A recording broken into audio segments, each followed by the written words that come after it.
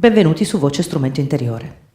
L'arresto costale, siamo al capitolo 4. L'arresto costale è molto importante per i cantanti, ma prima vediamo come funziona a livello fisico la respirazione, quindi automaticamente il canto. Io ai miei allievi do informazioni di anatomia, perché è molto importante, spesso andate a lezione, i vostri insegnanti di canto vi fanno fare vocalizzi, ma se non capite le dinamiche profonde, visto che il canto è uno strumento interiore, e non capite anatomicamente di come siete fatti e poi successivamente come utilizzare le parti di cui siete fatti, lo scopo cade. Quindi io informo molto i miei allievi sulla anatomia del canto. Quando si parla di anatomia del canto, fondamentale per un cantante primaria, infatti nel nostro capitolo 4 siamo all'inizio, primaria cosa è la respirazione.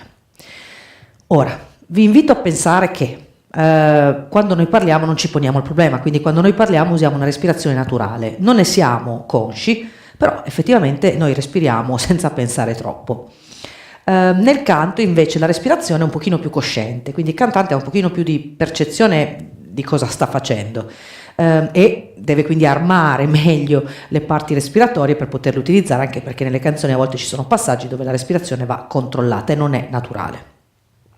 Vediamo quindi la respirazione che cos'è. La respirazione ovviamente è a carico polmonare, ci sono i polmoni dentro la cassa toracica, c'è il diaframma che, come abbiamo detto prima, quando voi prendete fiato e gonfiate i polmoni viene spinto verso il basso, man mano che voi parlando o cantando finite l'aria il diaframma fa quello che deve fare, cioè lentamente risale.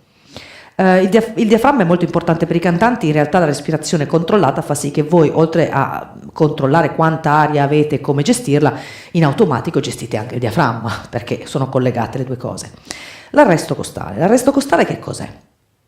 Si chiama arresto costale l'allargamento e il fissare la cassa toracica al termine della respirazione.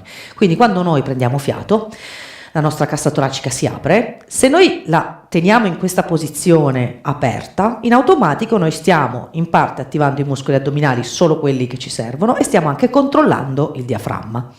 Ci sono cose importanti da dire sulla respirazione. Sembra una cosa automatica, ripeto, la fate in automatico, non ne siete perfettamente consci. Il cantante deve essere conscio, quindi deve essere conscio che quando io dico agli allievi magari di respirare, molti fanno così.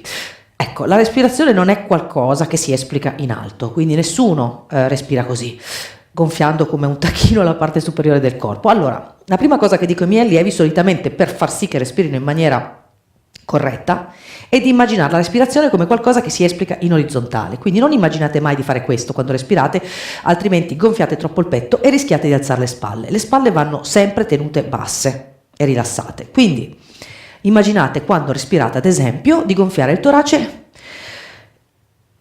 in orizzontale verso le pareti che sono alla vostra destra e alla vostra sinistra. Questo genererà solitamente, almeno per la mia esperienza, nel 90% dei casi una respirazione corretta. Vedremo i ragazzi fare questo, allargare il costato e poi tenerlo aperto in quella posizione detta appunto arresto costale. Questa è la respirazione ottimale, quindi ripeto, quando respirate immaginate di espandervi lateralmente, non di sollevarvi. Se immaginate la respirazione in questo modo, inserirete quindi un arresto costale che non è nient'altro che il tenere poi aperta la cassa toracica, la gabbia toracica al termine della respirazione, inserirete un arresto costale controllato e sicuramente avrete le spalle basse.